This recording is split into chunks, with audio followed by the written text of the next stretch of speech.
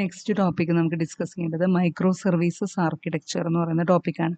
അതായത് നമുക്ക് ഇപ്പോൾ ഒരു സോഫ്റ്റ്വെയർ ബിൽഡ് ചെയ്യുമ്പോൾ ഒരു സിംഗിൾ സോഫ്റ്റ്വെയർ ആയിട്ട് ഒരു ബിഗ് സോഫ്റ്റ്വെയർ ബിൽഡ് ചെയ്യുന്നതിന് പകരം നമ്മൾ ആ സോഫ്റ്റ്വെയറിൻ്റെ ഓരോ സർവീസുകളെയും ഓരോ കാര്യങ്ങളെയും ചെറിയ ചെറിയ സർവീസുകളായിട്ട് ഡിവൈഡ് ചെയ്യണം. അതിനെ മൈക്രോ എന്ന് പറഞ്ഞു കഴിഞ്ഞാൽ small services, small scale stateless services that have A single responsibility.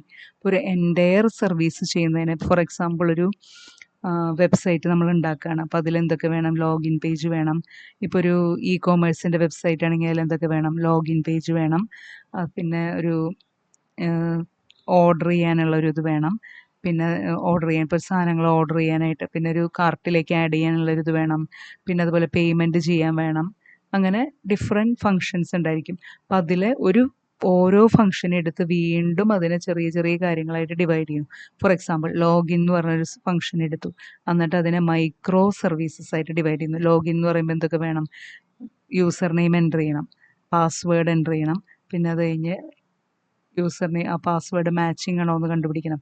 പിന്നെ പാസ്വേഡ് ഓതൻറ്റിക്കേറ്റ് ചെയ്യാനായിട്ട് വേണമെങ്കിൽ ഫോണിലേക്കോ അല്ലെങ്കിൽ മെയിലിലേക്കോ OTP അങ്ങനെ സെൻഡ് ചെയ്യാം. അപ്പം അങ്ങനെ ഒരു സർവീസിന് തന്നെ സ്മോൾ സ്മോൾ സർവീസസ് ആയിട്ട് കൺസിഡർ ചെയ്യുന്നതിനെയാണ് മൈക്രോ സർവീസസ് പറയുന്നത്. അപ്പോൾ ഈ മൈക്രോ സർവീസസ് എന്ന് പറയുന്നത് ഇൻഡിപെൻഡൻ്റ് ആയിരിക്കും ഓരോന്നും. ഇപ്പോൾ ഒരു പാസ്വേഡ് വെരിഫൈ ചെയ്യുന്നതിന് വേറൊരു കാര്യമായിട്ട് ഡിപ്പെൻഡൻസി ഉണ്ടാവില്ല. അപ്പോൾ ഒരു സർവീസ് ഫെയിൽ ആയാലും മറ്റേ സർവീസ് ഉണ്ടായിരിക്കും. അതാണ് ഇതിൻ്റെ ഒരു അഡ്വാൻറ്റേജ് എന്ന് പറയുന്നത്.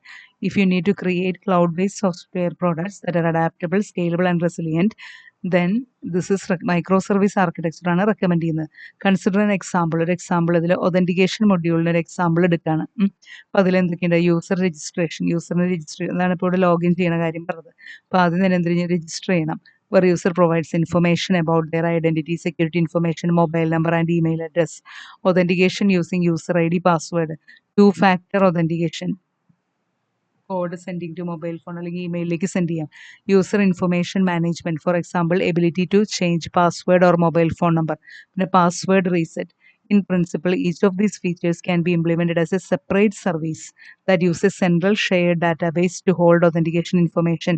In microservice architecture, however, these features are too large to be microservices.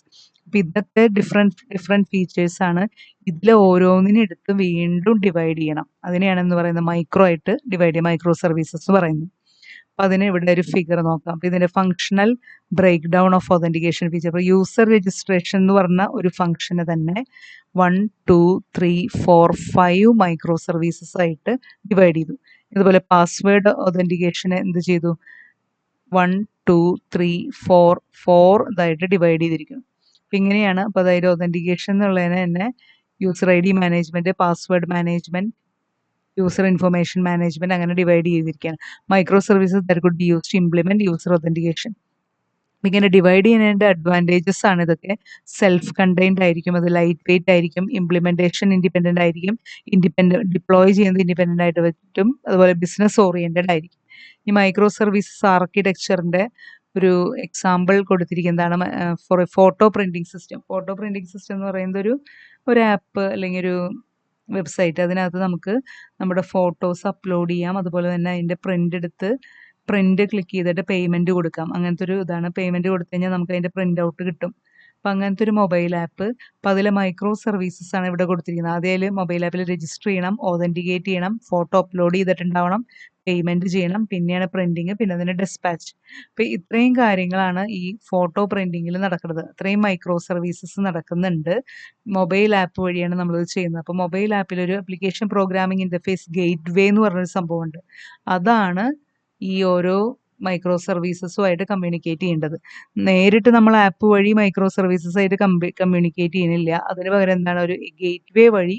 അപ്പോൾ ആ ഗേറ്റ് വേ ഈ മൈക്രോ സർവീസസുമായിട്ട് കമ്മ്യൂണിക്കേറ്റ് ചെയ്തോളും. ദെൻ മൈക്രോ സർവീസിൻ്റെ ഇതെങ്ങനെയാണ് ഡിപ്ലോയ് ചെയ്യുക, അതായത് ഇതൊരു സ്ഥലത്ത് ഡിപ്ലോയ് ചെയ്യുമ്പോൾ എങ്ങനെയാണ് നടത്തേണ്ടതെന്നുള്ളത്.